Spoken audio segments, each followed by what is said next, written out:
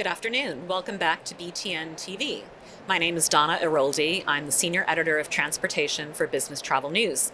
And I'm here with Peter Jenkins, the General Manager of Northern Europe for International SOS. Peter, thank you for joining us this afternoon. We appreciate it. Great to be here. Great. COVID, as we know, safety, security, and risk awareness was always important, but COVID and the pandemic placed an increased increased importance on it. What lasting trends do you see in this regard from your corporate clients? I think the lasting trend for corporate clients is an awareness of that risk, but more an increased anxiety of their employees. So the risk, outside of COVID, the risk hasn't changed. So we still have incidents taking place worldwide. We still have circulating diseases worldwide. We still have COVID circulating worldwide.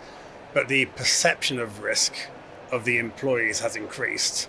And therefore there is heightened anxiety, which is putting pressure on the mental resilience of employees as they're asked by their organizations to return to travel.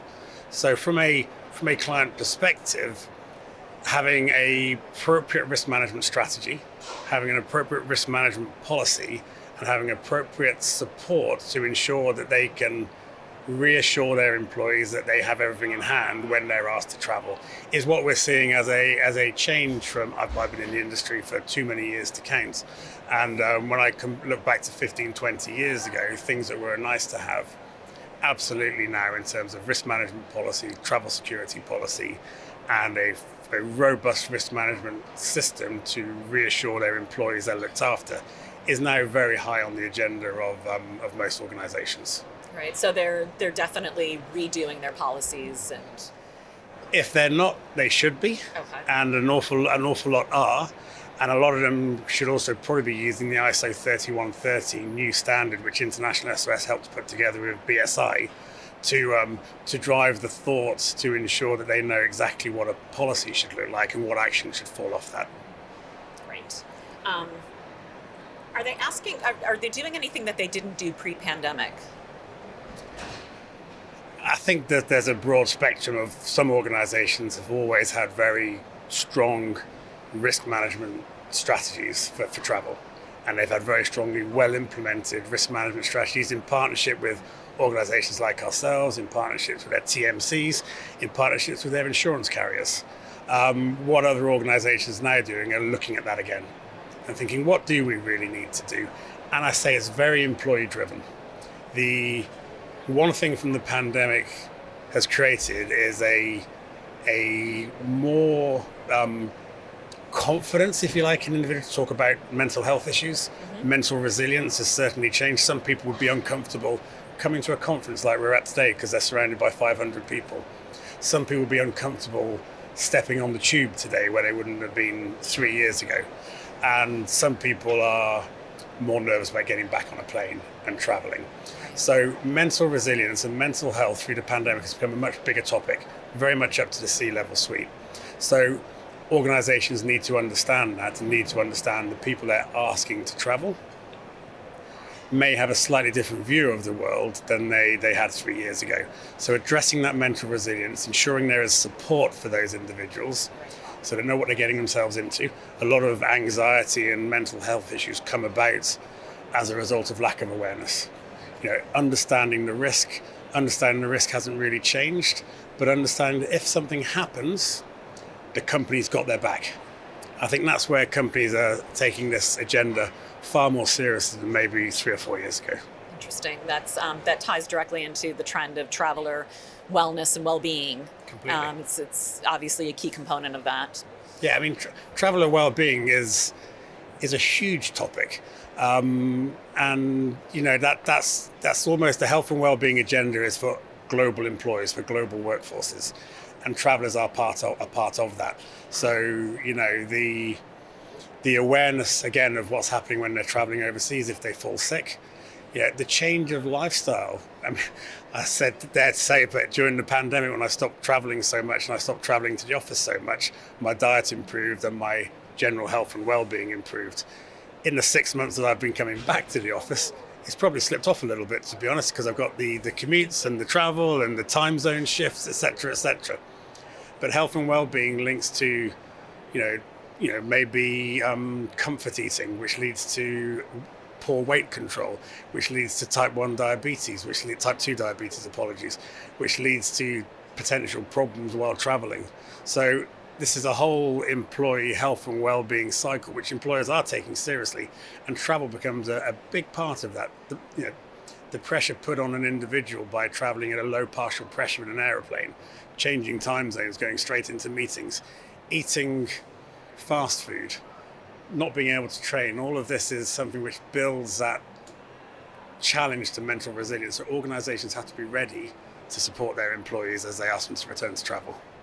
As I'm going to shift it a bit, as they're returning to travel, are you seeing new destinations pop up for corporate clients?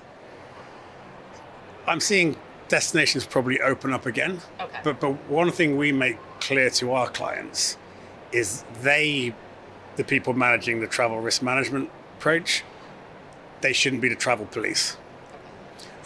We aren't the travel police either. What we are trying to do with our clients is put in place solutions which allows organizations to travel to any destination.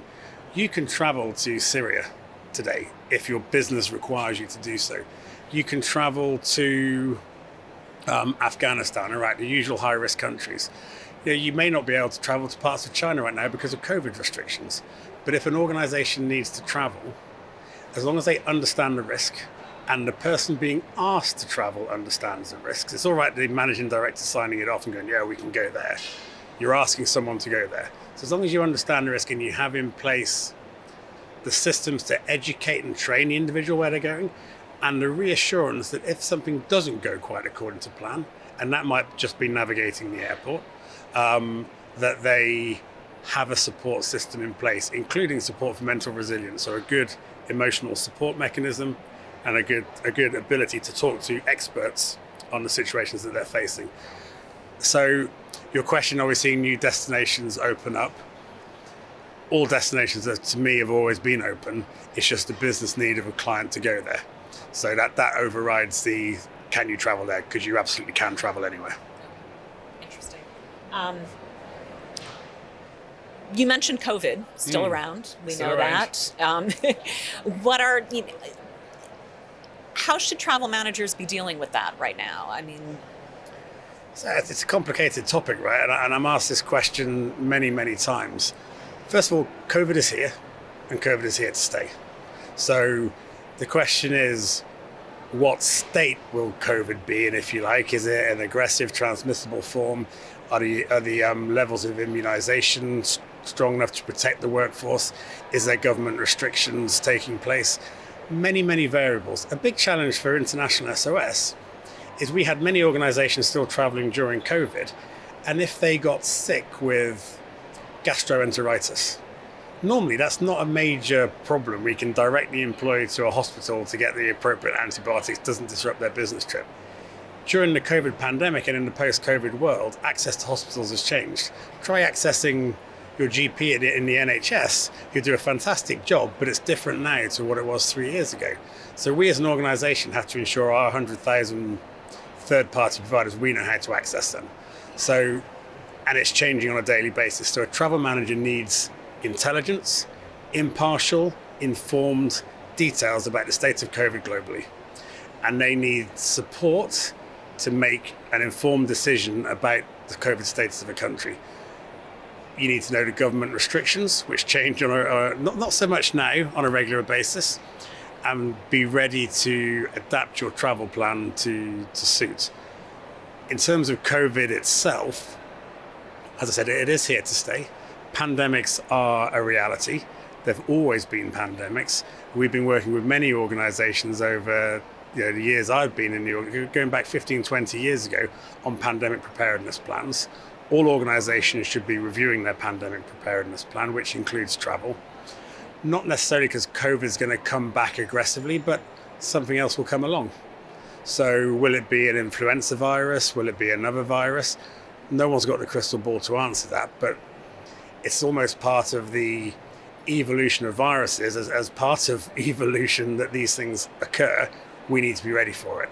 Everyone will have learned an awful lot from COVID, ourselves included, in how to manage these crises. and manage again that employee concern and that employee anxiety. I talk more anxiety than risk for the employers, because the risk is one thing, but it's the anxiety that we need to manage. My personal belief is that we are going into a quieter phase of COVID at the moment, but who knows what spikes we'll have moving forward. Vaccinations are going to be key.